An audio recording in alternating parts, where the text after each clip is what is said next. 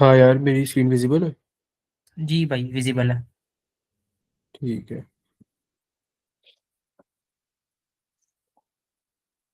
Meeting में क्या issue हो रहा है? वो मुझे कुछ कह रहा है कि मीटिंग में वो मसला। अच्छा खैर, चलो यार हम ना शुरू करते हैं। Let me put it on slide show.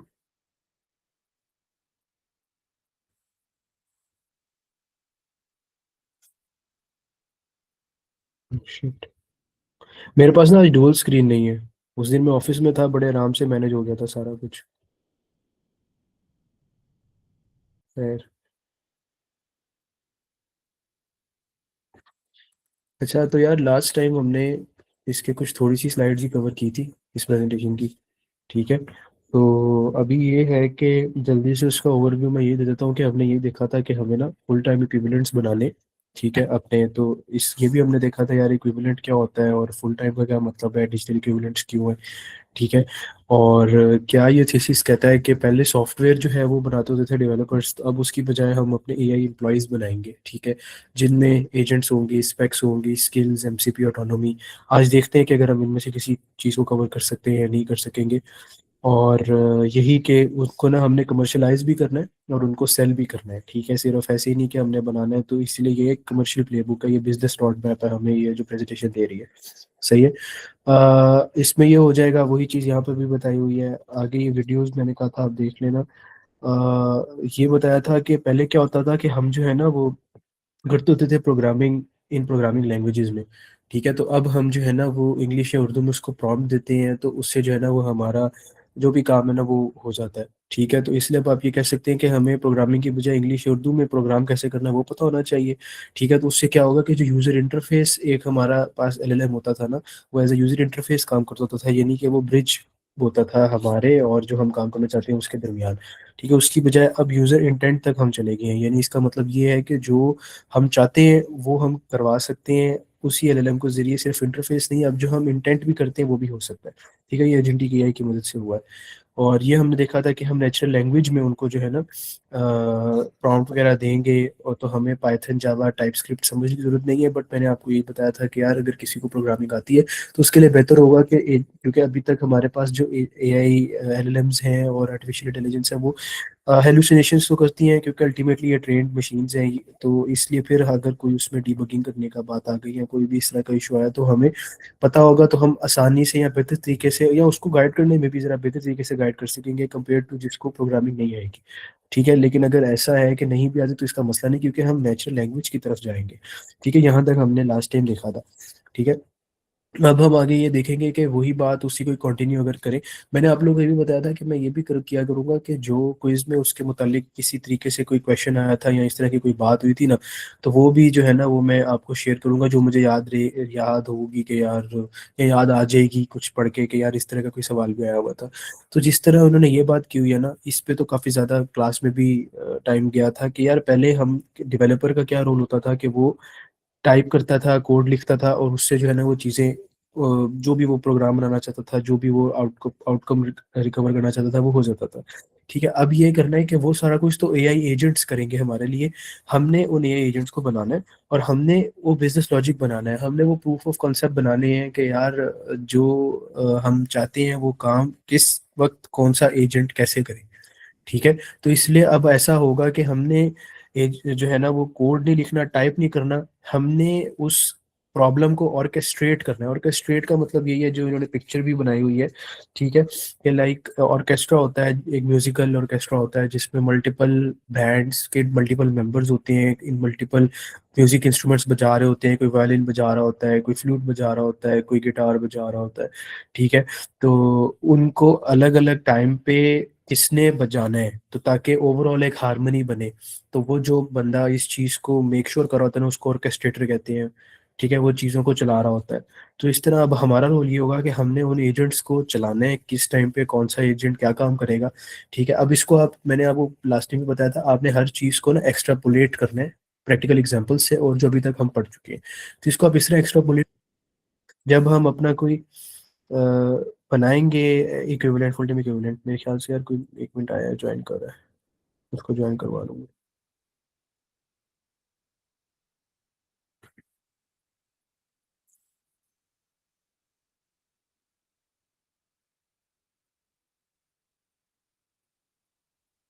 अच्छा जी।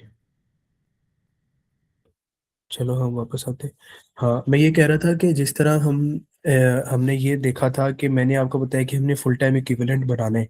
ठीक है, तो अब फुल टाइम इक्विवेलेंट कैसे काम करेगा उसके अंदर मैंने आपको बताया था, लेट से मैं अपना बना रहा हूँ तो मुझे यार जो है ना वो कुकिंग भी करनी आती है, मुझे क्रिकेट भी खेलना आता है, मुझे प्रोग्रामिंग भी करनी आती है, मुझे इंजीनियरिंग भी आती है। तो मैं अपने हर इस एक एक स्किल का लेट से एक एक एजेंट अगर बना दूंगा, ठीक है, तो मैंने किस टाइम कौन से एजेंट को यूज करना है जब मुझे किस किस्म की प्रॉब्लम आए, तो दैट मीन्स मैं ऑर्केस्ट्रेट कर रहा हूँ अब ये चीज। ठीक है, तो वो हमने करके देनी है अपने फुल टाइम इक्विवेलेंट को, तो इसलिए अब हम सिर्फ टाइप करने वाले नहीं रह गए, हम जो है ना वो ऑर्केस्ट्रेट करने वाले आ गए हैं। ठीक है, और इसमें काइंड ऑफ लाइक इस तरह का सवाल क्विज में था कि जो है ना वो पैराडाइम शिफ्ट जो हुआ है, ठीक है, तो उससे अब जो है ना वो हम किस तरफ जा रहे हैं। ठीक है, तो वो मतलब इसी चीज को ना, इसी कॉन्सेप्ट को उन्होंने तीन चार सवालों में मल्टीपल तरीके से थोड़ा मुश्किल इंग्लिश बोल के इस तरह करके पूछा हुआ था। तो आपने कोर कॉन्सेप्ट समझना है कि पहले क्या होता था और अब क्या होता है, और जब आप ऑप्शंस पढ़ोगे ना उसमें से जो उस पे फिट बैठ रहा होगा ना, आपने उसको सेलेक्ट करना है। सबके पीछे लॉजिक यही है कि पहले हम डेवलपर होते थे, टाइप करते होते थे, अब हम ऑर्केस्ट्रेट करते हैं। पहले हम सॉफ्टवेयर बनाते थे, अब हम फुल टाइम इक्विवेलेंट बनाएंगे। पहले हम प्रोग्रामिंग लैंग्वेज सीखते थे, अब हम नेचुरल लैंग्वेज प्रोसेसिंग से कैसे प्रोग्राम करवाना है वो सीखेंगे। ठीक है, ये एक पैराडाइम शिफ्ट आ चुका है, इसकी बात हो रही है यहाँ पे। मुझे फीडबैक ये भी मिला था कि यार आप थोड़ा सा ना पेस आपने बढ़ानी है, तो इसलिए मैं थोड़ा सा पेस बढ़ाऊंगा, लेकिन ज़्यादा नहीं बढ़ाऊंगा। अगर बहुत जल्दी कोई चीज़ मैंने कवर कर लिया और कोई चीज़ ना समझ आए तो डेफिनेटली आप हैंड रेस करें और मुझसे जो है ना वो पूछ लेना। सही है। अब ये चीज, ये भी क्वेश्चन आया था एक। अब कहते हैं कि यार जनरली ही ये अभी तमहीद ही बांध रहे हैं कि यार कैसे अब आगे हमारा काम होगा कि लोग, एजेंट्स और रोबोट्स ये मिलके काम करेंगे, ये फ्यूचर है अभी लॉन्गर रन का। ठीक है, हर किसी एक आप कह लें एस्पेक्ट का उसके अपने रोल डिफाइन हो गए। फॉर एग्जांपल लोग क्या करेंगे कि जो भी काम में अगर किसी किस्म की जजमेंट आएगी ना, ठीक है, वो इंसान चाहेगा कि उसके पास ही हो, कंट्रोल उसके पास ही हो। ठीक है, या कोई ऐसा काम होगा जो कि बिल्कुल नया है और उसमें क्रिएटिविटी चाहिए, क्योंकि एजेंट इतना क्रिएटिव नहीं हो सकता। ठीक है, वो क्रिएटिव होगा तो हेलुसिनेट भी करेगा, तो हो सकता है कि वो बिल्कुल आउट ऑफ द कंट्रोल निकल जाए। तो क्रिएटिविटी वाला काम भी इंसान देखेंगे, जजमेंट वाला काम भी इंसान देखेंगे, और ओवरऑल अगर कोई काम एजेंट कर भी रहा है तो किसी की अथॉरिटी होनी चाहिए, पीपल की अथॉरिटी होनी चाहिए। तो लोगों का काम सिर्फ सुपरविजन, जजमेंट, क्रिएटिविटी उस तरफ निकल गया। ठीक है, जो एजेंट्स होंगे वो क्या करेंगे, जो हमारा काम जनरली बेसिकली करने वाला है उसको उन्होंने ऑटोमेट किया होगा, वो सारी चीजें कर रहे होंगे। ठीक है, और अगर कोई ऐसा काम है जो कि प्रोग्राम है, जो कि ऑनलाइन चीजें चल रही हैं, वो डिजिटल वर्क हो जाएगा, तो वो तो एजेंट हमारे लिए कर रहा होगा। ठीक है, लेकिन अगर कोई ऐसा काम है जो कि फिजिकल काम है, जिसमें डेफिनेटली कोई प्रोग्रामिंग और समथिंग लगी होगी, लेकिन उसके अलावा उसको फिजिकल वर्ल्ड में उसकी एग्जिस्टेंस चाहिए होगी ताकि हमारा फिजिकल वर्क भी ऑटोमेट हो सके, तो उसके लिए हमें ह्यूमनॉइड या रोबोट्स की तरफ जाना पड़ेगा। ठीक है, तो इस तरीके से हम तीनों मिलके काम कर रहे होंगे, people, agents and robots. For example के, अब इसकी हम एक एग्जांपल लेते हैं कि जैसे मेरी डेली लाइफ में एक ये काम है कि मैंने, ये अगर हम एग्जांपल ले लें, ठीक है, तो कुकिंग का ये है कि मैंने जो है ना वो खाना बनाना है, तो उसके लिए मैं कैसे हम तीन जो है वो कैसे पार्ट मिलके काम करेंगे। मुझे किसी को ऐड करना है, एक मिनट यार। नेक्स्ट टाइम ना इसका मैं एक सोल्यूशन सोच के रखूंगा कि मैंने कैसे चीज़ों को लेकर चलना है।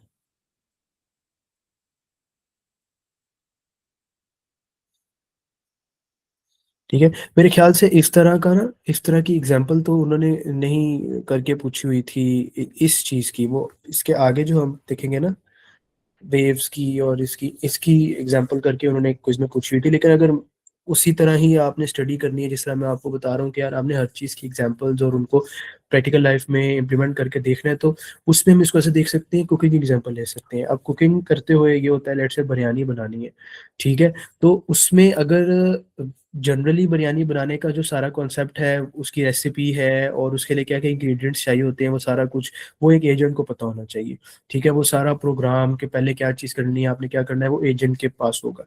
ठीक है, लेकिन अगर उसमें कोई इस तरह की चीज़ आ गई कि लेट से फ्लेम जो है ना वो हमने तेज़ रखनी थी, वो कम है फ्लेम, तो अब कितनी देर के लिए हम जो है ना उसको पकाएंगे, फॉर एग्जाम्पल, तो ये जजमेंट करनी आ गई। तो जनरली तो कुछ एजेंट को हमने कुछ मैकेनिज्म वगैरह दिए होंगे, लेकिन अगर हम उसको सुपरवाइज कर रहे होंगे, ओवरसाइट कर रहे होंगे, तो एक तो हमारा रोल ओवरसाइट का आ गया। सेकेंडली कि अगर उसमें ये कोई फ्लेम का मसला आ गया तो हमें पता है कि यार हमने उसको ज्यादा देर रखना है या अब कम देर रखना है या क्या करना है, तो वो जो जजमेंट करने वाली आ गई ना, वो ह्यूमन उसमें आ गया, तो पीपल उसमें आ गए। ठीक है। और वैसे ये रेसिपी एंड एवरीथिंग तो एजेंट को पता होगी, लेकिन अगर हम चाहते हैं कि खुद ही कोई रोबोट हो, कोई कोई ऐसी एंटिटी हो जो जाके वो हमारे लिए कुक कर रही हो, तो वो जो एजेंट को सारी चीजें पता होंगी, वो एजेंट लगा होगा किसी रोबोट में।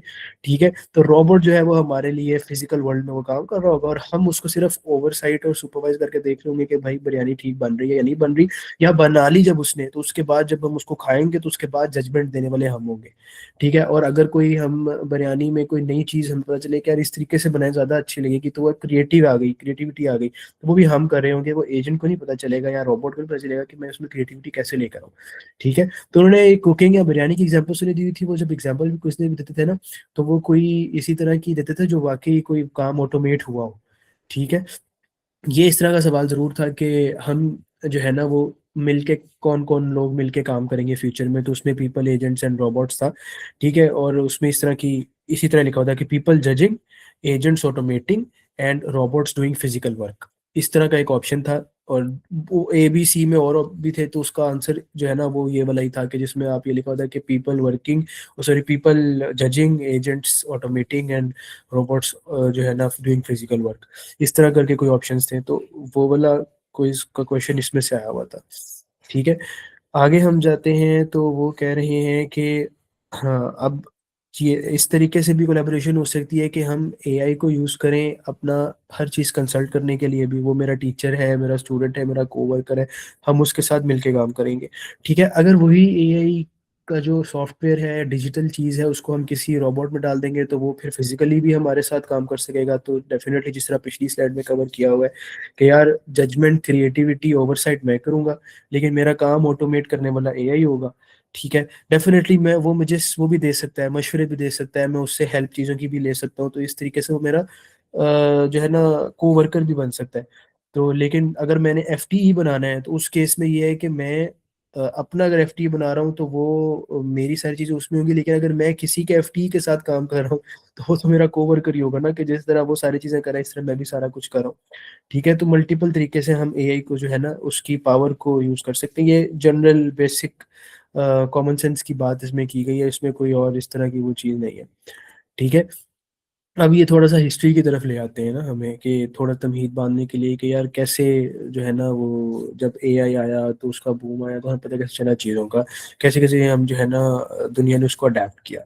ठीक है। इस पे भी काफ़ी डिटेल में क्लास में भी पढ़ा हुआ है, काफ़ी लोगों को इसके बारे में पता भी है, फिर भी मैं हर चीज़ ना छोटी छोटी चीज़ जल्दी जल्दी से कवर करता हूँ। ठीक है। सबसे पहले तो ये कि इसको हम कहते हैं थ्री वेव्स ऑफ एआई के डिफरेंट। हम अभी इसके बाद एक फोर्थ वेव भी आएगी, ठीक है, उसका भी मैं डिस्कशन करूंगा कि जनरली अगर हम देखेंगे जब से एआई हमारी लाइफ में आया है तो उसने कैसे चीज़ों को चेंज किया है, तो उसको अगर हम ग्रुप करें ना, तो हमारे पास तीन मेजर ग्रुप्स बन जाते हैं कि सबसे पहले उसकी पावर को हम कैसे यूज करते थे, फिर कैसे करते थे, और अब हम किस तरफ जा रहे हैं और आगे किस तरफ जाएंगे।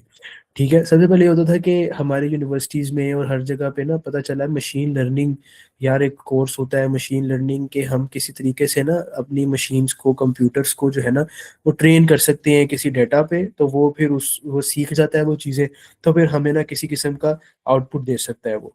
ठीक है। तो अगर हम उसको अपनी मशीन को ट्रेन करें तो हम कहते हैं मशीन ने वो चीज़ लर्न कर ली, तो मशीन लर्निंग का एक कॉन्सेप्ट सामने आया हमारे। ठीक है। उसमें बड़ी चीज़ें, और उसमें वो कैसे करती है चीज़ें, उसके पीछे बड़े बड़े मैथमेटिकल एल्गोरिदम्स हैं। ठीक है। वेक्टर जो है ना वो मल्टीप्लिकेशंस है, सारा कुछ है। ठीक है। और वेक्टर मल्टीप्लिकेशंस बेसिकली आप मैथमेटिकल की ही, आप एक एग्जांपल ले लें कि मैथमेटिकल एक टर्म है और इसकी डिटेल में हमें घुसने की जरूरत नहीं है, वरना ये काफ़ी ज़्यादा जो है ना, आप समझें कि साइंटिफिक एडवांसमेंट की बेसिस पर ही ये चीज़ें आई। ठीक है। हमें उसका रिजल्ट निकलता है, मिलता है, तो हम उस रिजल्ट की बेसिस पर उसको जो है ना वो कर रहे हैं, आप कह रहे हैं ग्रुपिंग कर रहे हैं उन वेव्स की, लेकिन उसके पीछे सारी मैथमेटिकल एल्गोरिदम्स और वो सारा कुछ ही चल रहा है। ठीक है। जनरेटिव में आएंगे ना, थोड़ा सा मैं आपको उसको डिटेल में बताऊंगा। तो सबसे पहले ना प्रिडिक्टिव एआई आई। ठीक है। बेसिकली जैसे मैंने आपको बताया है कि हमने मशीन को ऐसे ट्रेन करना शुरू किया कि यार अगर मैंने उसको एक सर्टेन डाटा सेट दिया ना, और मैंने उसको बताया, अब उसमें भी डिफरेंट किस्म की लर्निंग थी, उसमें सुपरवाइज लर्निंग थी, अनसुपरवाइज लर्निंग थी, री लर्निंग थी। ठीक है। इस तरह की लर्निंग थी, ये भी मैं आपको थोड़ा सा इसका भी आइडिया दे देता हूँ, आप इन टर्म्स को ना बाद में गूगल करना, तो बड़ा मजा आएगा आपको ये देखने में। सुपरवाइज लर्निंग ये होती थी कि अगर मैंने मशीन को बताया है ना कि मैंने उसको एक एप्पल की पिक्चर दी है और साथ मैंने खुद बता दिया है कि यार ये एप्पल है, ठीक है। तो फिर मैंने ऑरेंज की उसको पिक्चर दी, मैंने बता दिया ये ऑरेंज है, ठीक है। अब वो इस चीज डाटा पे ट्रेन हो गया, उसे पता है यार एप्पल किस तरह का होता है, ऑरेंज किस तरह का होता है। अब उसने उस इमेज से कैसे डाटा एक्सट्रैक्ट किया एंड एवरीथिंग, वो उसको आप छोड़े, वो मैथमेटिकल है। वो कैसे करता है कि अगर इमेज से उसने डाटा एक्सट्रैक्ट करना है तो वो उस इमेज का पूरा एक वेक्टर बनाता है, हर पिक्सल को एक नंबर असाइन करता है। जो डार्क पिक्सल होता है उसका नंबर ज्यादा होता है या कम होता है, वाइट का ज्यादा या कम होता है, उसकी बेसिस पर वो एक पैटर्न बनाता है कि यार अगर मेरे पास एक पिक्चर आई ना जिसमें लेट्स से सेंटर वाला पिक्सल का कलर इस तरह का हुआ, तो मेरे पास अभी तक जो मैंने ट्रेनिंग ली है उसमें किस किस पिक्चर में सेंटर वाला पिक्सल का कलर इस तरह का है, मतलब अगेंस्ट उसके जो उसे नंबर दिया था वो नंबर मैच करके, तो देन उसको पता चल जाता है कि यार ये एप्पल है या ये क्या है। या अभी तो वो ट्रेन कर रहा है तो वो भी सिर्फ डाटा रख रहा है अपने पास, ठीक है। इस तरीके से हमारे पास जो है ना मशीन में ट्रेनिंग होती थी, उसको डाटा सेट देते थे। और साथ कहने का मकसद है अगर उसको हमने लेबल दे दिया, यानी मैंने एप्पल की पिक्चर दी और उसके साथ मैंने उसे लेबल दे दिया, एप्पल बता दिया कि यार ये एप्पल है, ठीक है। अगर मैंने ऑरेंज की पिक्चर के साथ मैंने बता दिया ऑरेंज है, तो जब ये वो ट्रेन हो गया, जब फ्यूचर में जब मैंने उससे एप्पल की पिक्चर दी और मैंने पूछा ये क्या है, तो वो बताएगा कि ये एप्पल है, ठीक है। वो प्रिडिक्ट कर दिया उसने कि ये एप्पल है क्योंकि उसकी ट्रेनिंग अच्छी हुई थी उस डाटा सेट पे, ठीक है। इसको कहते थे सुपरवाइज्ड लर्निंग और ये प्रेडिक्टिव एनालिसिस ही करती थी, ठीक है। सारी जो प्रेडिक्टिव एआई की उसमें मशीन लर्निंग में वो प्रेडिक्शन ही होती थी। उसमें मैंने आपको सुपरवाइज लर्निंग एग्जांपल दी है। अनसुपरवाइज की एग्जांपल ऐसे होती थी कि जैसे मैंने उसको एप्पल की पिक्चर दी और फिर मैंने उसको बताया नहीं कि एप्पल है, बस मैंने एक तस्वीर दी। फिर मैंने उसे एक ऑरेंज की तस्वीर दी, मैंने उसे बताया नहीं कि ये ऑरेंज है। उसने डिटरमिन किया कि यार इन दोनों में डिफरेंस है कुछ, ठीक है। फिर मैंने उसे किसी और फ्रूट की पिक्चर दी, उसने वो भी अपने पास अलग फ्रूट के तौर पर रख दी। अब वो उसको पता है कि बस ये एक तीन चीजें मेरे पास आई थी, उसको लेबल नहीं पता कि इनको क्या कहते हैं, ठीक है। अब मैंने उसको बाद में खुद जो है ना, मैंने लेट्स से उसको ऑरेंज की पिक्चर दी ना, तो उसने ये आइडेंटिफाई कर लिया कि जो मुझे सेकंड नंबर पे पिक्चर दी थी ना ये उसके जैसी है, ठीक है। तो उसने उसको उसके दरमियान एट्रीब्यूट्स को कोरिलेट कर लिया कि हाँ यार ये उसके जैसी है, ठीक है। तो इसको हम ग्रुपिंग करवा सकते हैं एआई के जरिए से। तो उसने प्रिडिक्ट कर लिया कि लेट्स से वट एवर जो सेकंड पिक्चर थी ना ये वो है। अभी हमने उसे बताया नहीं था कि ये ऑरेंज है, तो उसने ये नहीं बता सका कि ये ऑरेंज है, ठीक है। उसने ग्रुपिंग कर लिया, इसको क्लस्टरिंग भी कहते हैं, ठीक है। तो जो अनसुपरवाइज लर्निंग है ये भी आती प्रिडिक्टिव में है कि वो प्रिडिक्ट ही करता है कि ये किस, लेट्स से अगर इमेज की बात करें, इमेज से ये चीज मुझे मिल रही है, ठीक है। लेकिन वो प्रिडिक्ट करके बताता है कि आपको ये जो है ना ग्रुप करके और प्रिडिक्ट करके बताता है, ये प्रिडिक्टिव में ही आता है। और तीसरी में अगर आपको थोड़ा डिटेल में घुसूं प्रिडिक्टिव एआई में, जो आती है रीइंफोर्समेंट लर्निंग, उसमें ये होता है कि आप जो है ना वो उसे जो है ना बताते नहीं हो पहले, ठीक है। आप उसे खुद कुछ इनपुट नहीं देते, आप लेट से डायरेक्टली उससे पूछते हो कोई पिक्चर देके कि ये क्या है। अब वो उसे कुछ भी कहता है, वो कहता है लेट से ये, हमने पिक्चर दी एप्पल की, तो वो कहता है ये स्पून है, कुछ भी कहता है। तो अब मैं उसे कहूंगा नहीं ये एप्पल है। अब इससे वो सीखेगा, ये चीज उसके ऊपर री हो गई कि हाँ यार ये एप्पल है। अब इसके बाद में उसे जब भी वो एप्पल की तस्वीर दूंगा ना, उसे पता है कि वो एप्पल है, ठीक है। लेट से मैंने उसको एप्पल के जैसे साथ ऑरेंज की दे दी ना, अब उसको लगेगा कि यार ये एप्पल ही है क्योंकि उसने मुझे इस तरह की कोई चीज एप्पल बताई थी, हो सकता है वो उसको भी एप्पल बताए। फिर मुझे बताऊंगा नहीं नहीं यार ये ऑरेंज है।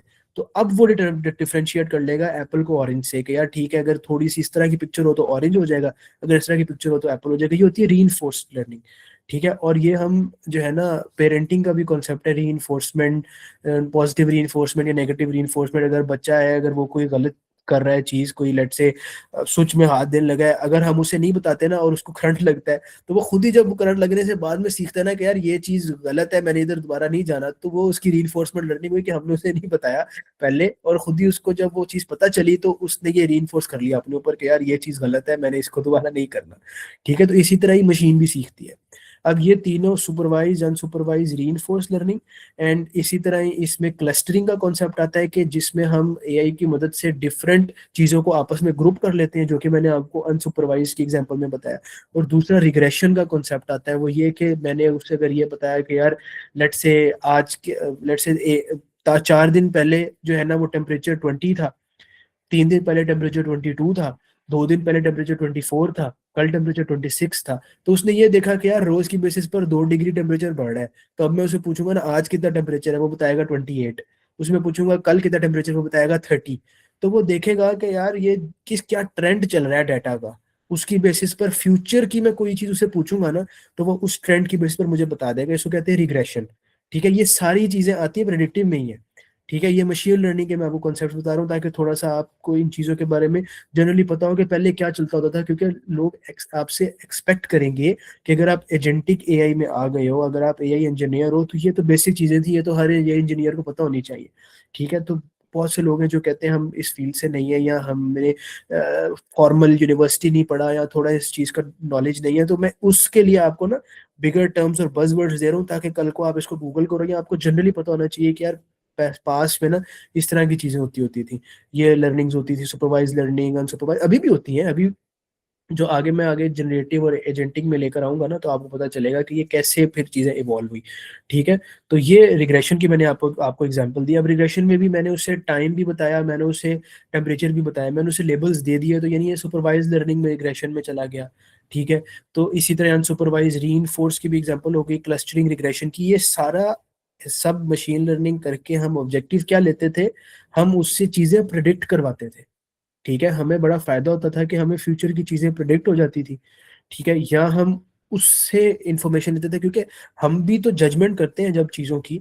बचपन में हमारे साथ भी तो ऐसे हुआ था कि लाइक कभी ना कभी हमारे पेरेंट्स ने हमें बताया ना कि यार इसको सेब कहते हैं और इसको जो है ना वो ऑरेंज कहते हैं। तो कल को जब हमने उस चीज को दोबारा देखा तो हमने रिकॉल किया, यार इसको एप्पल कहते हैं, इसको ऑरेंज कहते हैं। तो इससे इंसानों को पता चला यार ये एक इंटेलिजेंस डेवलप हो रही है, और इसको हम डेवलप करवा रहे हैं, तो इसलिए आर्टिफिशियल इंटेलिजेंस है। तो उससे हमने डिसीजन मेकिंग ले ली।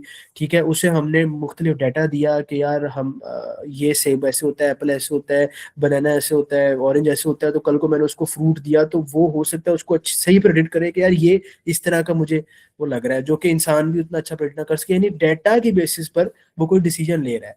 तो इसलिए यहाँ पे ये लिखी हुई है चीज कि ये क्यों चीज मैटर हुई, कि ये क्यों इंपॉर्टेंट था हमारे लिए प्रिडिक्ट कराना और मशीन को लर्न करवाना और उससे कोई चीज निकलवाना। क्योंकि इससे हमें डेटा ड्रिवन डिसीजन मेकिंग हो सकी। यानी कि डेटा को यूज करके हमने देखा कि मशीन कोई चीज डिसाइड कर सकती है, और मोस्टली वो हम इंसानों से भी ज्यादा एक्यूरेटली डिसाइड कर सकती थी, क्योंकि उसे हम डाटा बहुत ज्यादा दे सकते थे।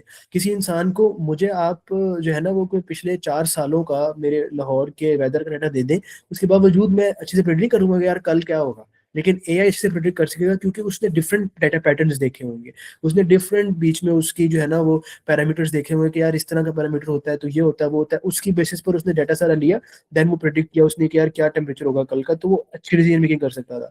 ठीक है, तो इसलिए प्रेडिक्टिव एआई की इंपॉर्टेंस है, और शुरू में सिर्फ एआई को इस तरह से यूज किया जाता था, analyse past data to predict future outcomes. ठीक है, और फोकस क्या था कि हम डाटा को एनालाइज करें और आउटकम्स को प्रेडिक्ट करें। ठीक है, इसलिए इसको प्रेडिक्टिव एआई कहते हैं। सही है। फिर क्या हुआ कि जब उन्होंने कहा कि यार, उन्होंने देखा कि जब हम एआई को पुराना डाटा देके अगली चीज प्रेडिक्ट करवा पा रहे हैं, तो हम क्यों ना उसको ऐसे करें कि हम उसको दुनिया में जितने भी लिटरेचर के पीसेस, जितनी भी लैंग्वेज है, जितना भी लोग जो है वो आज तक उन्होंने कोई चीज लिखी है रिटर्न या वर्बल कम्युनिकेशन में, हम क्यों ना उसको वो वाला सारा डाटा दें, और देन एआई से ये कहें कि वो अपनी खुद बोले हर अगला वर्ड प्रेडिक्ट करके, तो वो एक नई चीज जनरेट कर सकेगा।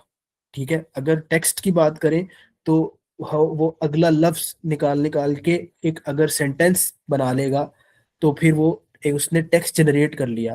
पीछे प्रेडिक्टिव ही काम चल रहा है, लेकिन प्रेडिक्टिव मॉडल्स, प्रेडिक्टिव एआई का यूज और उसकी सिग्निफिकेंस और उसकी बेसिस पर जो पीछे एल्गोरिदम्स चलते थे, और जो जीपीयूज उस मैथमेटिकल कैलकुलेशंस को करते होते थे, जो पीसीज वो इतने अच्छे आ गए। एनवीडिया के आपको पता है स्टॉक्स इतने डेवलप हो गए हैं, बढ़ गए हैं, इसी वजह से जब से चैट जीपीटी आया हमारे पास और जनरेटिव एआई ने पब्लिक आप कह लें तक एक्सेस ले ली। तो उसके बाद एनवीडिया जीपीयू के स्टॉक इतने बढ़ गए, क्योंकि लोगों को पता चल गया कि यार ये टेक को हम यूज करके अपने कस्टम भी एआई को ट्रेन कर सकते हैं, सारा कुछ कर सकते हैं। लोग परचेस करने लग गए, तो उसके स्टॉक सारे बढ़ गए। खैर, कहने का मकसद ये है कि प्रेडिक्टिव से ही जनरेटिव में मैसे आए, कि हमने ये देखा कि अगर हम उसको सारी दुनिया की लैंग्वेज पे ट्रेन कर दें, ठीक है, और अब हम एआई की मदद से कोई सेंटेंस बनाने की कोशिश करें, वो हर अगला वर्ड को प्रेडिक्ट करे, तो और क्योंकि ट्रेन हमने इतने ज्यादा डाटा सेट पे किया हुआ है, तो इस चीज का चांस बहुत ज्यादा अच्छा है कि वो अगला वर्ड सही ही प्रेडिक्ट करेगा। तो शुरू शुरू में गलत प्रेडिक्ट करता होता था, तो फिर इतना अच्छा टेक्स्ट नहीं जनरेट होता था। अब के मॉडल जो है वो मतलब उनके अगर आप मैट्रिक्स कभी देखें, तो वो कितने टाइम में कितना ज्यादा डाटा प्रोसेस करके कितनी कॉम्प्लेक्स कैलकुलेशंस में से आते हैं कि आपकी एरर की प्रोबेबिलिटी बहुत कम से कम होती है कि अगला वर्ड ठीक ही होगा। ठीक है।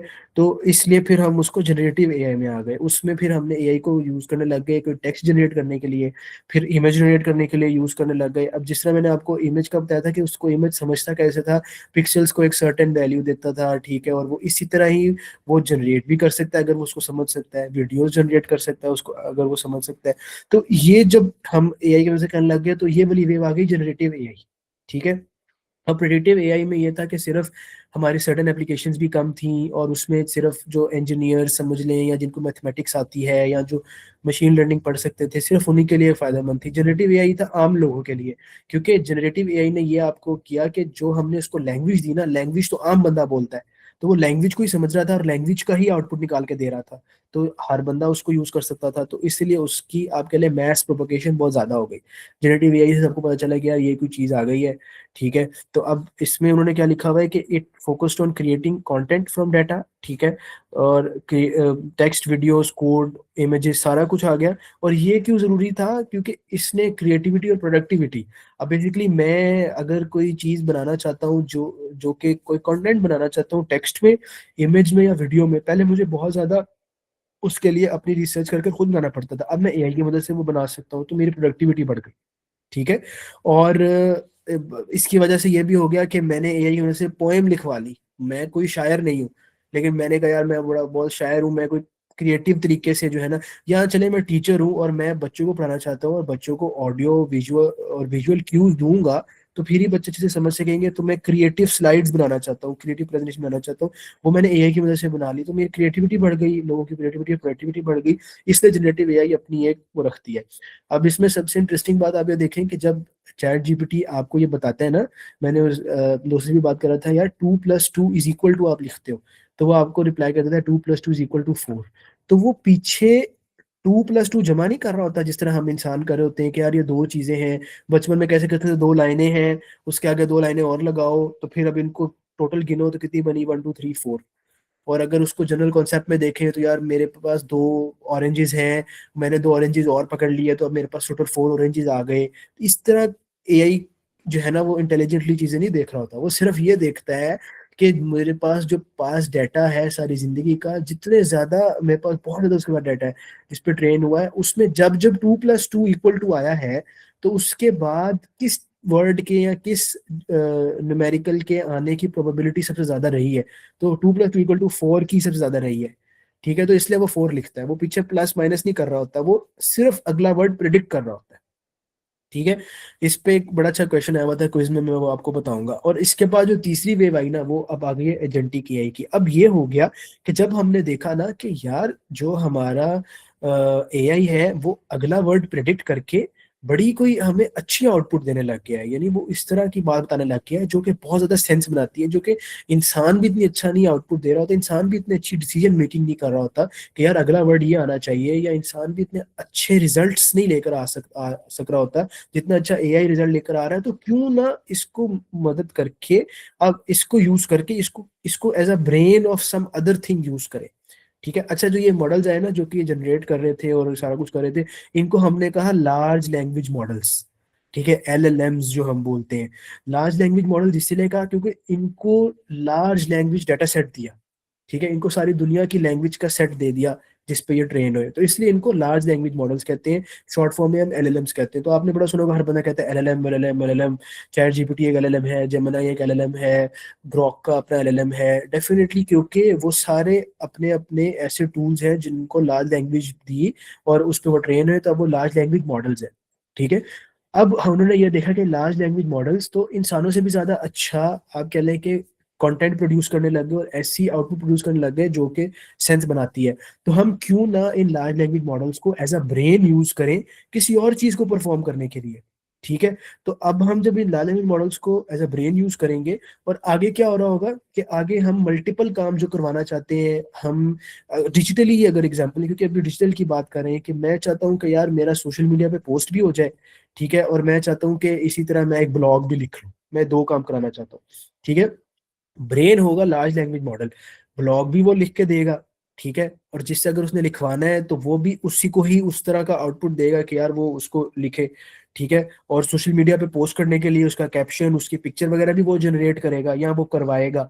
ठीक है, क्योंकि ब्रेन सारा वो होगा। और मैंने सिर्फ उसको बताया कि भाई मैं चाहता हूँ कि मेरा सोशल मीडिया पे पोस्ट हो जाए और मेरा ब्लॉग लिखा जाए। उसने उसको समझा और उसने ये चीज समझी कि मेरा हर अगला वर्ड पिछले वर्ड पे पे इसका क्या इफेक्ट है। अब मैंने आपको बताया कि जब वो आउटपुट भी ऐसे निकाल रहा है कि वो हर हर अगला वर्ड प्रिडिक्ट कर रहा है, तो वो समझ भी ऐसे ही रहा है। जब मैं उसे सेंटेंस दे रहा हूँ ना, तो वो मेरे हर एक वर्ड को पिछले वर्ड के साथ मिला के देख रहा है कि मेरे डेटा सेट में जब जब ये वर्ड आया तो इसका क्या मतलब रहा, और फिर मैंने इसका आउटपुट कैसे देना है। तो वो समझता भी ऐसी है चीजों को, वो सुपरफिशियल लेवल पे नहीं समझता, वो सिर्फ इस तरह से समझता है कि मेरे पास जो सारी ट्रेनिंग हुई है, ठीक है, तो उसमें जब भी मैंने उसे जो है ना ये पूछा है कि 2+2=2, तो उसको पता चलेगा कि यार ये उसने ये नहीं पूछा 2 और 2 कितने होते हैं, उसने बस ये देखा कि इसने 2+2 लिखा है, तो मेरी ट्रेनिंग में अब तक 2+2 कैसे आया। इस तरीके से वो जो है ना हमारा जब भी हम उसे जो चीज़ भी पूछेंगे, वो देखा कि यार अगर मेरी ट्रेनिंग में इस तरह की ये चीज़ आती है, तो मैंने उसको आगे कैसे यूज करना है, आगे कैसे, क्योंकि उसके अब वो एक ब्रेन बन गया, क्योंकि उसे पता है मैंने आगे कैसे यूज करना है। अब उसको वो यूज करेगा, और वो छोटे छोटे एआई मॉडल्स में जो भी उसके आगे हमने उसको टूल्स दिए होंगी, हमने उसको स्किल्स दी होंगी, वो सारा कुछ दिया होगा, उसकी मदद से वो जो हम चाहते हैं ना एक्शन, उसको परफॉर्म करेगा। और अगर वो एक्शन नहीं परफॉर्म हुआ, देन उसे ये भी आउट फीडबैक मिलेगा कि यार ये नहीं हुआ, तो वो डिफरेंट वेज भी ट्राई करेगा। तो जब एलएलएम को ब्रेन के तौर पे यूज करते हुए हमने ये कहा कि उसको हमने ये पावर दे दी कि कोई एक्शन परफॉर्म कर रहे हैं हमारे लिए, और वो एक्शन नहीं भी परफॉर्म हो रहा, तो उसको दोबारा फीडबैक ले किसी भी तरीके से, बस हमें करके दे। तो यानी कि उसको हमने ऑटोनॉमी दे दी। ऑटोनॉमी इंग्लिश का वर्ड है, इसका मतलब है कि हमने किसी उसको आज़ादी दे दी। ऑटोनॉमी का मतलब होता है आज़ादी, मतलब कि हमने उसको लिमिट नहीं किया, रिस्ट्रिक्ट नहीं किया कि आपने सिर्फ टेक्स्ट लिख के देना है या अगला वर्ड प्रिडिक्ट करना है। हमने उसे आज़ादी दे दी कि बस हमें ये काम चाहिए, मेथड जो भी तुमने करना है वो तुम कर लो। ठीक है, वो अपने बिहाव पे खुद ही सीख के, खुद ही चीजें देख के कि यार ऐसे भी हो सकता है, ऐसे भी हो सकता है, ऐसे भी हो सकता है, सोच के एज अ ब्रेन काम करके वो करेगा अगर, तो फिर वो हमारा एजेंट हो जाएगा। तो अब ये चीज शुरू हुई क्योंकि हमारे पास लार्ज लैंग्वेज मॉडल बहुत अच्छे आ गए। जब आप देख रहे हैं जैसे जैसे ये चीजें बढ़ती जा रही हैं, तो पिछली चीज ही अगले में इवॉल्व हो रही है। तो अब हम एजेंटिक एआई के दौर में आ गए हैं, जिसमें हम लार्ज लैंग्वेज मॉडल्स या जनरेटिव एआई के जो जो हमारे मॉडल्स थे, उनको हम एज अ ब्रेन यूज करते हैं, और आगे हमारा ऑटोनोमस एक्शन पूरा परफॉर्म हो रहा होता है। ठीक है, इसमें वो क्या कह रहा है, फोकस ऑन ऑटोनोमस एक्शंस, मैंने आपको ऑलरेडी बता दिया वो क्या होते हैं, and learning iteratively. Iteratively again एक इंग्लिश का वर्ड है। आइटरेशन का मतलब होता है कि एक लूप चलना, यानी कि एक चीज हुई, दोबारा वो चीज होगी, दोबारा वो चीज होगी, तो हम कहेंगे ये आइटरेशंस हो रही है। आइटरेटिवली का मतलब है बार बार किसी चीज को परफॉर्म करना। अब हमने अभी प्रैक्टिकल में भी मैंने देखा कि यार मैं क्वेन को कहता हूँ कि मेरी ना एक फाइल में से ये डाटा, ये फाइल ना इस फोल्डर से मूव करके दूसरे फोल्डर में डाल दे। ठीक है, उसने एलएलएम तो कोड का क्वेन का लगा हुआ है ना पीछे, तो वो क्या करता है कि वो कहता है ठीक है मैं कर रहा हूँ, उसको पीछे ट्रेन हुआ हुआ है कि यार जब मैंने ये करना है तो मेरे पास कोई 10 मेथड है करने के लिए। उसने एक मेथड ट्राई किया, वो फेल हो गया, फिर उसने कहा कि अब मैं दूसरा मेथड ट्राई करने लगा हूँ, फिर उसने दूसरा किया, फिर उसने तीसरा किया। तो वो उसने 10 दफा जब ट्राई किया, तो दैट मीन्स वो आइटरेशंस कर रहा है, वो मल्टीपल लूप्स चला रहा है, बार बार कर रहा है। ठीक है, तो एजेंटिक ये ऐसे काम करता है। Autonomous actions, environment interaction and iterative learning. ठीक है, और अब मैंने ये गौर किया, जब उसने पहली दफा किया ना, तो जो सेवंथ मेथड था ना उसका, कि पावर शेल में जाके कोई कमांड लिखनी है तो उससे वो मूव हो जाती है, तो मैंने भी देखा कि यार उसने 7 दफा मल्टीपल ट्राइज किए, सेवंथ टाइम हो गया, उसने कहा ओके हो गया। जब अगली दफा मैंने उसे दोबारा करने कहा ना, उसने डायरेक्टली वही मेथड किया, उसने पहले 7 नहीं किए, क्योंकि उसने आइटरेशन कर करके ये सीख लिया कि यार ये वाला मेथड काम करता है। लेट से अगर नेक्स्ट टाइम ये वाला मेथड ना होता ना, तो मे भी वो दोबारा 1 से शुरू करता। ठीक है, लेकिन उसने ये लर्निंग भी कर ली, अब इसी तरीके से वो सीख भी जा रहा है, ब्रेन की पावर भी डेवलप होती जा रही है। ठीक है, और हमारा काम भी होता जा रहा है, ऑटोनोमस एक्शन भी होता जा रहा है, और वो किस तरीके से इन्वायरमेंट से इंटरेक्ट भी कर रहा है। मैंने उसे कहा इस फोल्डर से ये चीज रखो, तो उस फोल्डर से इंटरेक्ट भी कर रहा है। अब उस इंटरेक्शन करने के लिए उसको किस चीजों की जरूरत है, ठीक है, उसको कैसे हमने कनेक्ट करना है, ये कैसे काम कर रहा होता है, ये सारी डिटेल में चीजें यहाँ आगे पढ़ेंगे। या हमने उसको किसी तरीके से, उसको कुछ हमने हमने भी तो इनेबल करना है ना, कि अब उसको दुनिया से कैसे कनेक्ट करना है, उसको किसी और सर्वर से कैसे कनेक्ट करना है। जो मैंने आपको चीज बताई थी, एमसीपी क्या होता है, वो यही कर रहा होता है कि यार आपने उसको किसी जीमेल के साथ अब कनेक्ट करवाना है, तो आपको जीमेल का एमसीपी लगवाना पड़ेगा और समथिंग। एमसीपी का जब हम टॉपिक आएगा ना, तब हम उसको देखेंगे अगेन, उसकी डिटेल क्या है, वो कैसे काम करता है, या वो सारी चीजें हम शायद अभी भी नहीं देखेंगे, लेकिन उसका मकसद क्या है कम से कम वो आपको पता होना चाहिए, क्योंकि क्विज में एमसीपी के मुतालिक इस तरह की चीजें ही आई थी। ठीक है, और आखिरी क्या है कि इसका क्या फायदा, इसका ये फायदा है कि एआई प्रोएक्टिव हो गया है। एक होता है रिएक्शन, एक होता है रिएक्टिव, और एक होता है प्रोएक्टिव। रिएक्टिव ये होता है कोई काम हो जाए ना, तो उसके बाद उसके बारे में कोई काम करना, तो उसको रिएक्शन आना। प्रोएक्टिव होता है कि कोई काम होने से पहले खुद ही से एक्शन लेना, तो ये होता है प्रोएक्टिव। तो एआई प्रोएक्टिव हो गया अब इससे, कि उसका रिएक्शन नहीं आता, वो खुद ही से काम करता है, कॉम्प्लेक्स टास्क को मैनेज कर लेता है। ठीक है, ये एजेंटिक एआई का हमारा वो हो गया। अब जो फोर्थ वेव की जो मैं आपको बात कर रहा था ना, वो हमारे पास है रोबोटिक एआई की, मुझे लगता है आएगी। ठीक है, उसमें ये होगा कि ये जो हमने अब बेसिकली प्रिडिक्ट कर रहा है नेक्स्ट वर्ड प्रिडिक्ट करने वाला जो मॉडल है एलएलएम, वो एजेंट का ब्रेन बना हुआ है। और ये जो पूरा सिस्टम है ना, अगर ये हम एक ह्यूमनाइड रोबोट के अंदर लगा देंगे ना, तो वो रोबोट मेरे लिए वो सारी चीजें करेगा। अभी तो सिर्फ डिजिटल काम में करवा सकता हूँ ना, एजेंट से मैं उसे कह सकता हूँ सोशल मीडिया पे पोस्ट कर दे कि मुझे ब्लॉग लिख दी, सारे डिजिटल काम है। लेकिन कल को मैं अगर इस तरह का एजेंट बना लूंगा और मैं उसको किसी रोबोट में लगा दूंगा जिसको मेरे लिए बिरयानी बना दे, तो फिर वो सारा कुछ कर रहा होगा। अब मेरे लिए बिरयानी बना दे को समझने वाली चीज अभी भी यही है प्रेडिक्टिव, कि वो उसने समझा कि मेरे लिए बिरयानी बना दे का मतलब क्या है, कि वो मुझसे एक बंदा चाह रहा है कि मैं उसके लिए बिरयानी बनाऊं। फिर उसने अपनी जो इंस्ट्रक्शंस अपने छोटे छोटे एजेंट्स को या जो भी आगे चीजें लगी उसको देनी थी, उसके लिए उसने जनरेटिव एआई का इस्तेमाल किया कि मैं हर वर्ड के आगे ये वर्ड लिखूंगा, जनरेट करूंगा, प्रेडिक्ट करूंगा, तो फिर उसको समझ आएगी। उससे क्या हुआ, ऑटोनोमस एक्शन उन चीजों ने परफॉर्म किया, और वो अगर मैंने एक रोबोट में लगाई हुई है तो वो लिटरली उसको फिजिकली जाके वो परफॉर्म कर देगा। ठीक है, तो अगली वेव हमारे पास रोबोटिक एआई की आएगी। ठीक है, तो ये थ्री वेव्स ऑफ एआई के मुतालिक दो तीन क्वेश्चंस थे। एक जो क्वेश्चन था ना, वो सिंपली ये था कि उन्होंने बताया हुआ था कि एक कंपनी जो है ना, वो पहले ये करती होती थी कि वो ना, अब मुझे एग्जांपल भूल गई, मैं अपनी तरफ से एग्जांपल बनाता हूँ, कि वो वेदर फोरकास्ट करवाती होती थी। ठीक है, अब कंपनी क्या करती है, अब कंपनी उसकी रिपोर्ट्स भी ना अवाम को प्रोवाइड कर देती है। बस इतनी सी बात की हुई थी। ठीक है, यहाँ लिखा हुआ था कि वेदर फोरकास्टिंग कंपनी है, और वो फोरकास्टिंग करती होती थी, अब उसकी रिपोर्ट भी अवाम को दे देती है। तो इस कंपनी ने कौन सी वेव से ट्रांजिशन करके कौन सी वेव में चली गई। ठीक है, ये थी, प्रेडिक्टिव से जनरेटिव में गई, प्रेडिक्टिव से एजेंटिक में गई, जेनेटिक से एजेंटिक में गई। हालांकि होना तो ऐसे चाहिए था कि वो एजेंटिक के बारे में बात करें, लेकिन इसमें क्या हुआ है इस क्वेश्चन में, कि वो प्रेडिक्टिव से जनरेटिव में ही गई सिर्फ, क्योंकि पहले वो वेदर फोरकास्ट करवाती होती थी तो वो प्रेडिक्टिव थी। ठीक है, तो अब वो क्या करती है, रिपोर्ट भी जनरेट करवा लेती है। ठीक है, तो ये जनरेट हो गई। ठीक है, अब इसके आगे अगर उसने इस तरह की कोई चीज लिखी होती कि रिपोर्ट जनरेट करा के उसको पब्लिश भी करवा देती है, लोगों को न्यूज़लेटर भी भेज देती है, और सोशल मीडिया पोस्ट भी कर देती है, अब वो किस वेव में चलेगी, तो अब वो प्रेडिक्टिव से एजेंटिक में चली गई है, क्योंकि वो मल्टीपल ऑटोनोमस काम्स हो ही जा रहे हैं। ठीक है, तो इस तरह का एक अच्छा सवाल था जो मुझे जहन में आ गया है, जो मैंने किया था कि यार प्रेडिक्टिव से जनरेटिव में ये गई है सिर्फ अभी। तो एक इस तरह का सवाल था। ठीक है, और इसी तरह का एक और सवाल था कि पता नहीं, इसी तरह का एक और अब मेरे जहन से निकल गया, लेकिन इसके मुतालिक ना इस तरह के दो तीन सवाल आए हुए थे। ठीक है, हाँ, एक सवाल ये आया हुआ था कि the new wave of AI has enabled, इस तरह करके क्वेश्चन था। ठीक है, और उसमें क्वेश्चन, उसमें बोला उन्होंने बड़ी चालाकी से, अब इसमें उन्होंने ये बताया नहीं हुआ कि जनरेटिव काम कैसे करती है, मैंने आपको बताया ना कि एलएलएम कैसे काम करता है, अगला वो प्रिडिक्ट करता है, इन्होंने बताया नहीं हुआ। लेकिन जिसको ये चीज पता होती है ना, जिस तरह मैंने आपको समझाई है सारी चीज, ठीक है, या ये चीज पता होती प्रेडिक्टिव से, क्योंकि प्रेडिक्टिव और generative kind of like same ही है। प्रेडिक्टिव का एक आप कह लें कि बिल्कुल स्पेसिफिक केस अगर उसको लैंग्वेज में ले जाए तो वो जनरेटिव बना देता है।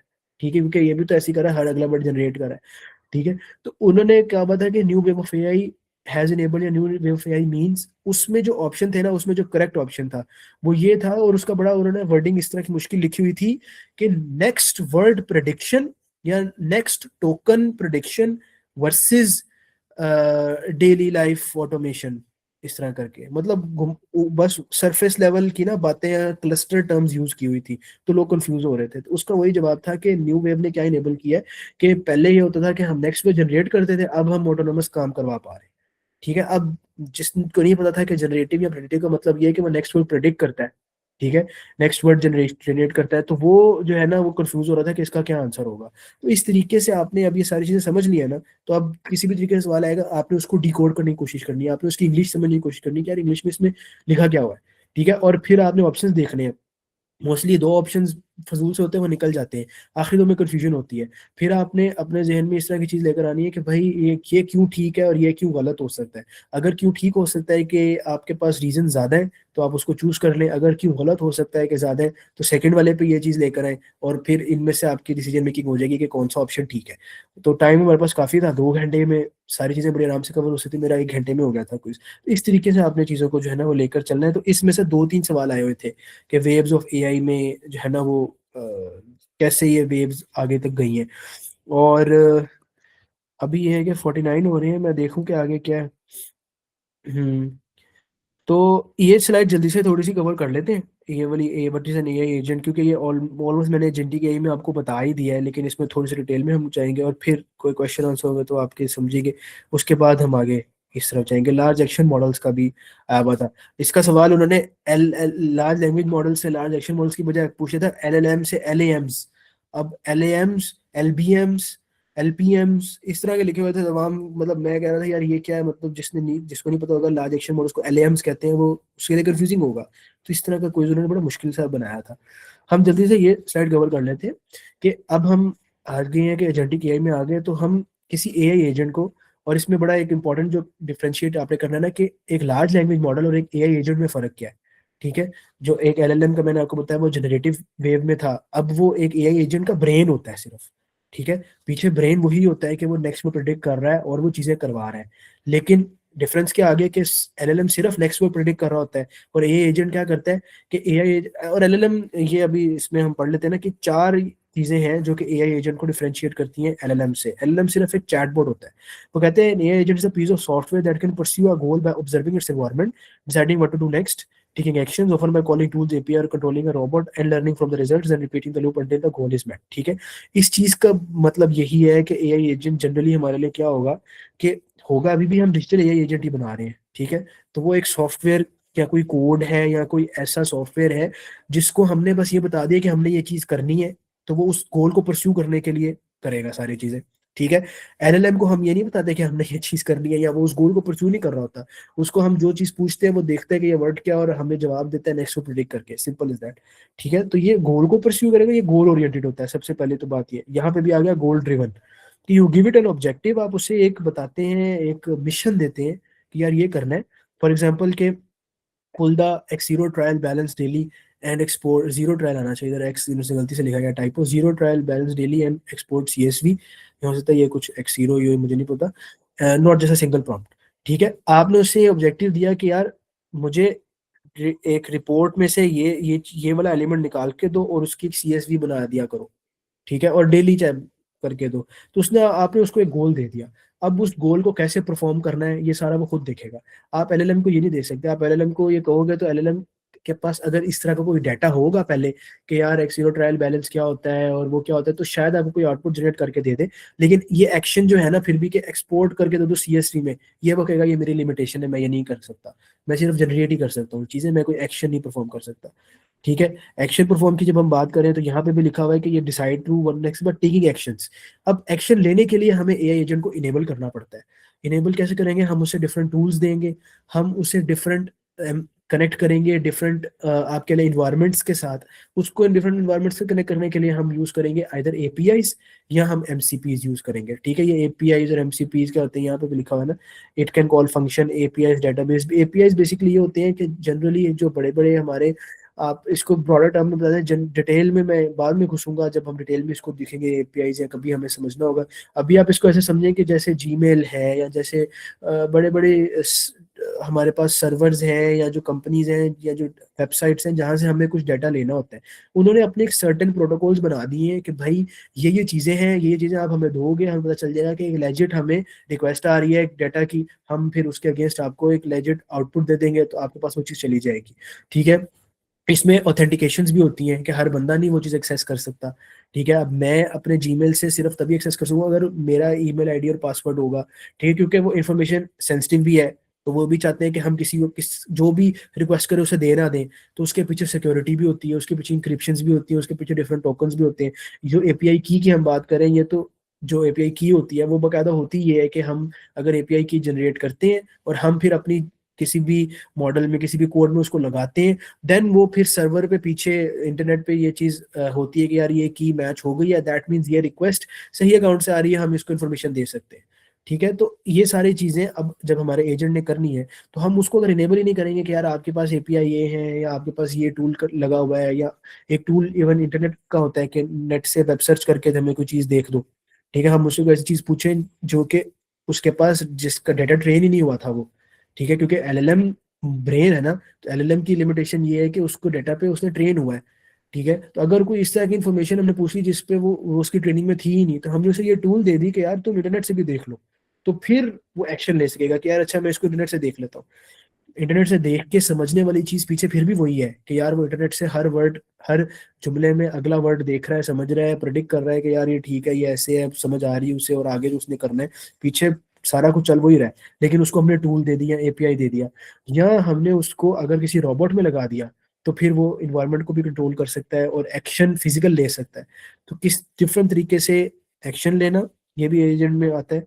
जैसे it can call functions, API, database से कोई चीज हमें बना के देख रहा है, ब्राउज कर रहा है, या कोई भी डिवाइसेस जो है, मतलब कि हमने कोई और भी उसको कोई चीज की एक्सेस दी हुई है जहां से वो डाटा निकाल के दे रहा है या एक्शन कर रहा है।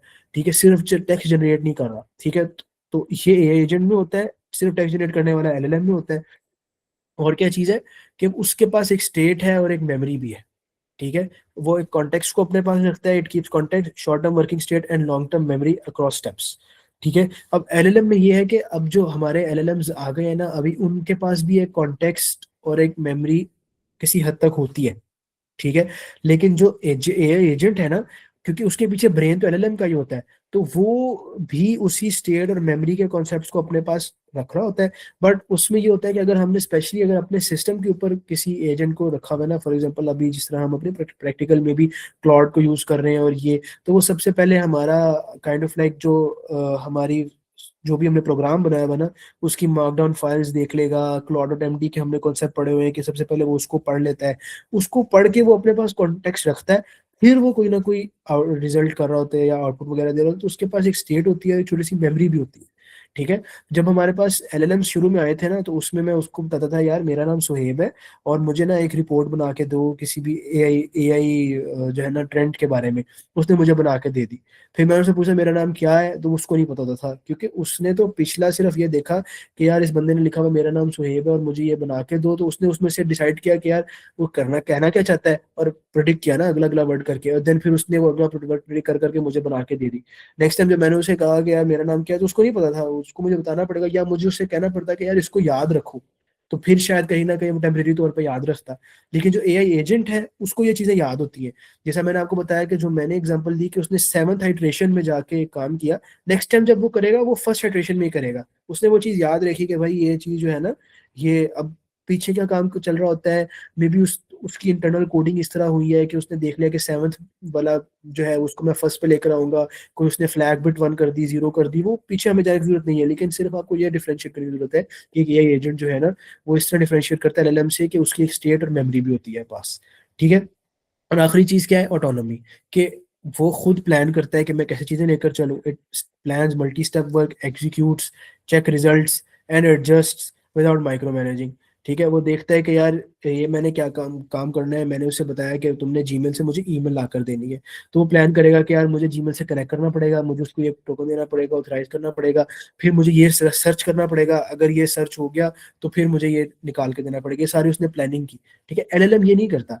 एलएलएम को हमने जो ये नेचुरल लैंग्वेज में प्रॉम्प्ट दिया ना, एलएलएम ने वो समझा, और एलएलएम ने उसकी बेसिस पर ये आगे ये सारी चीजें करवाई, खुद भी प्लान की और वो सारा कुछ किया। तो पीछे ब्रेन एलएलएम का ही है। ठीक है, लेकिन जो ये पूरा आप कह ले एंटिटी है ना, जिसमें LLM work as a brain, बाकी उसके आगे उसकी टूल्स लगी होती हैं। ठीक है, और वो गोल ड्रिवन हो जाता है, उसको अपनी मेमोरी रख लेता है, और उसके पास ऑटोनॉमी आ जाती है कि मैंने ये काम करके देना ही देना किसी भी तरीके से। इस पूरी एंटिटी को आप एजेंट कहते हैं। ठीक है, इस तरह इसके बारे में क्विज में जो है ना, वो इस तरह का सवाल था कि बेसिकली एआई एजेंट की ही कोई करेक्टरिस्टिक के बारे में जनरली पूछा हुआ था। तो उसमें गोल वाली बात थी कि what differentiates an AI agent from an LLM, इसी तरह का क्वेश्चन था। और उसमें 3-4 ऑप्शंस थे कि एलएलएम जो है वो in export prediction versus goal goal pursuant something like that. तो उसमें गोल वाली बात से ना मुझे क्लिक हो गया कि यार ये एआई एजेंट ही करता है गोल को परसीव, ये एलएलएम नहीं कर रहा होता, तो इसलिए वो वाला ऑप्शन इसमें से ठीक था। सही है, तो इस तरह के कुछ बेसिक सब भी थे। जिस तरह आगे हम पढ़ेंगे ना कि उसमें जो 5 हमारी सेंसेस हैं, तो इसके बारे में एक केस स्टडी करके उन्होंने बनाई हुई थी कि यार एक जो है ना वो कंपनी है, उसने एक कैमरा लगाया हुआ है, वीडियो कैमरा लगाया हुआ है, और वो रिजल्ट क्या निकालना चाह रहे हैं कि वो जो है ना उस कैमरे से कोई वीडियो को प्रोसेस करना चाह रहे हैं, देन उसके बारे में कोई आउटपुट निकालना चाह रहे हैं और कोई रिपोर्ट जनरेट करना चाह रहे हैं, तो कौन से 5 पावर्स में से कौन से पिलर्स हमारे लग रहे होंगे इस एजेंट में। तो उसमें पांचों ही लग रहे थे कि वो देख भी रहा है वीडियो कैमरे से, ठीक है, वो हियर भी कर रहा है कि ऑडियो उसमें क्या आ रही है, ठीक है, ऑडियो की भी कुछ उन्होंने बात की हुई थी बीच में, और वो डिसीजन भी ले रहा है, ठीक है, और वो कुछ निकाल के भी दे रहा है, निकाल के तभी देगा जब वो रिमेम्बर भी करेगा। तो उसमें भी पांचों वाला, मतलब किसी में एक, किसी में दो, किसी में तीन लिखे हुए थे, जिस ऑप्शन में पांचों लिखे हुए थे वो ऑप्शन करेक्ट था। ठीक है, तो इस तरह की उन्होंने ना फिर हमें। भी can I ask one question? जी जी बिल्कुल, मुझे लगता है कि आप में से किसी ने अगर हैंड रेज किया तो मुझे नहीं पता चला होगा, या शायद हैंड रेज किया ही नहीं होगा किसी ने। नहीं, नहीं किया। अच्छा। अच्छा, मैं ये आपसे पूछना चाह रहा था कि ये जो ट्रैफिक पुलिस अपने कैमरास यूज कर रही है, क्या जी इसको जी। हम कंसिडर कर सकते हैं एज एन एजेंट्स, जो हाँ जी चालान वगैरह बिल्कुल। के लिए यूज कर रही है या मॉनिटरिंग के लिए यूज कर रहे हैं? अब ये डिपेंड कर रहा है ना कि वो उसमें से क्या क्या चीजें निकाल रहे हैं। अगर वो कोई उन्होंने पूरा एक ऐसा सॉफ्टवेयर बनाया हुआ है जो कि उस कैमरे का डाटा ले रहा है, ठीक है, देन उसको प्रोसेस कर रहा है, देन वो उसमें से रिपोर्ट निकाल के दे रहा है, चालान भी वो खुद ही देख रहा है, उसको आगे कनेक्ट किया हुआ है किसी डेटाबेस के साथ, जिसमें मतलब नैदरा के साथ लेट से कनेक्ट किया हुआ है, वो खुद ही देख रहा है कि इस व्हीकल के अगेंस्ट किस बंदे की ऑनरशिप है, उसको चालान भी बना के भेज रहा है, तस्वीर भी लगा रहा है, देन डेफिनेटली वो पूरा एक एजेंट उन्होंने बनाया हुआ है। अगर वो सिर्फ ये कर रहे हैं कि वीडियो निकाल रहे हैं, खुद प्रोसेस कर रहे हैं वीडियो को, ठीक है, खुद ही उसमें से पिक्चर निकाल रहे हैं, सारा कर रहे हैं, देन वो एजेंट नहीं है, देन वो सिर्फ उसकी वीडियो कैप्चरिंग कैपेबिलिटी को ही देख रहे हैं। ठीक है, तो इसी तरह की ही एग्जांपल उन्होंने क्विज में पूछी हुई थी ट्रैफिक वाली, जिस तरह आप कह रहे हैं। तो अगर वो सारी चीजें कर रहा है कि यार वो जनरेट रिपोर्ट भी खुद जनरेट कर रहा है, वीडियो भी प्रोसेस कर रहा है, डेटाबेस से यूजर्स भी निकाल रहा है, चालान भी खुद भेज रहा है, देन वो पूरा एक बना बनाया एजेंट ही उन्होंने बनाया हुआ है। ठीक है, जहां तक बात है, अभी जो चल रहे हैं ना कैमरास, वो कम से कम एनॉमली डिटेक्ट कर रहे हैं कि भाई अगर किसी ने सीट बेल्ट नहीं बांधी हुई तो ये वो डिटेक्ट कर रहा है, तो दैट मीन्स उसके पीछे एआई लगा हुआ है। ठीक है, लेकिन कंप्लीट ऑटोनोमस एजेंट जो है ना वो तब होगा कि जब वो उसको मदद से और भी बाकी चीजें कर रहा है। अभी आप समझ लें कि सिर्फ वो उसकी सीइंग एबिलिटी को यूज कर रहे हैं। ठीक है, तो आप कह सकते हैं कि एजेंट है, लेकिन फुल टाइम इक्विवेलेंट नहीं है। आप इसको इस तरह कह दें तो ज्यादा बेहतर है। ये फुल टाइम इक्विवेलेंट होगा ना, वो सारा कुछ कर सकेगा जो मैंने आपको बताया। ठीक है, तो अभी तक जो मैंने पढ़ाया है स्लाइड्स में, इसमें अगर किसी का कोई क्वेश्चन है तो पूछ ले, अगर कोई कहता है तो मैं स्लाइड दोबारा खोल लेता हूँ। ये नो। रिकॉर्ड भी हुआ है तो डेफिनेटली ये भी मैं शेयर कर दूंगा, क्योंकि मैंने जो टर्म्स कोई सुपरवाइज अनसुपरवाइज रीइंफोर्स क्लस्टरिंग ये सारी चीज़ें की है ना, ये मशीन लर्निंग के कॉन्सेप्ट्स हैं। तो अगर कोई चाहेगा तो उसको वहां से भी वो देख सकता है, वरना जनरली आपने देखा है कि वो चीज़ें प्रेडिक्ट करता होता था। ठीक है, आगे जनरेटिव का तो आपको पता ही है, और अब एजेंटिक में हम डिटेल में अभी इस एरा में आए हैं, तो अभी उसमें एवोल्यूशन हो रही है और भी चीज़ें उसमें आ रही हैं। ठीक है, तो बाकी ये है कि जो पिछली रिकॉर्डिंग थी ना वो भी मैं अपलोड करूंगा। मैं सोच रहा हूँ कि एक यूट्यूब पे ना वो बना लूँ प्लेलिस्ट और उसमें अपलोड कर दिया करूँ। अगर नहीं तो मैं मेरे उस पे बनती है ड्राइव पे, तो मैं ड्राइव का लिंक ना ग्रुप में आप लोगों के साथ शेयर कर दिया करूंगा, तो आप लोग जो है ना उसमें से देख लेना। ठीक है, तो अगर किसी को कोई सवाल है तो वो पूछें, वरना अभी भी मुझे लगता है कि पेस यार थोड़ी स्लो ही रही है, मैं ज़रा डिटेल में चला जाता हूँ, शायद इसको अगली क्लासेस में मैं और थोड़ा बेहतर करूँगा। ठीक है, तो तैयब जो है ना वो एक तो मोहम्मद तैयब है ना, एक दूसरा तैयब है, उसने आज हमें पहली दफ़ा ज्वाइन किया। तैयब, आपको आवाज़ आ रही है? अस्सलाम वालेकुम, क्या हाल है भाई? वालेकुम अस्सलाम। मैं ठीक ठाक यार। हमने लास्ट टाइम ये किया था कि सबने ना अपना छोटा सा इंट्रोडक्शन दिया था, ठीक है, तो खावर भाई ने भी दिया था, मुझे पता चला था यार ये तो S&P ग्लोबल फाइनेंस के, यार क्या बात है। फैजान कहता है कि मेरा इंट्रोडक्शन अभी छोटा सा है, तो इसको मैंने कहा यार वो भी हम बड़ा कर लेंगे।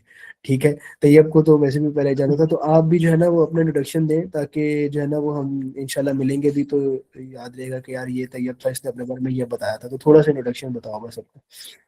जी जी जरूर। तो मेरा पूरा नाम तैयब हुसैन है और मैं रायवेंड से पीछे एक सिटी है कोटरा द किशन, वहाँ से आता हूँ। और करंटली मैं वेब डेवलपर हूँ, एक कंपनी में जॉब कर रहा हूँ। तो ठीक है, अभी currently nice nice. Agentic AI की तरफ। जी जी। जी, जैसे मैं बता रहा था कि अभी वेब डेवलपमेंट से निकल कर अब मैं पाइथन बेस्ड लैंग चेन और एजेंटिक एआई की तरफ आ रहा हूँ, कोड बेस्ड सिस्टम्स बनाने की तरफ। तो मेरा मेन मोटिव था इधर पीआईएससी में ज्वाइन करने का, और कुछ नेटवर्किंग का मोटिव था, तो इस वजह से ज्वाइन की थी फिर। सही है, सही है। हाँ नहीं चलो, ये हमारे पास वेब डेवलपर भी आ गए, बस ठीक है। हम इंशाल्लाह जो है ना मिलके कुछ ना कुछ काम करेंगे। फाइनेंस के एक्सपर्ट भी हमारे पास है, वेब डेवलपर भी है, प्रेजेंटेशन मैं खुद दे दूंगा, कोई ना कोई कंपनी बनाएंगे इंशाल्लाह मिलके। इंशाल्लाह इंशाल्लाह। तो खबर भाई हंसते हैं मेरी ऐसी बातों पे, मैं ना हवा में बातें बहुत करता हूँ, लेकिन खैर इंशाल्लाह एग्जीक्यूट भी करेंगे कभी ना कभी।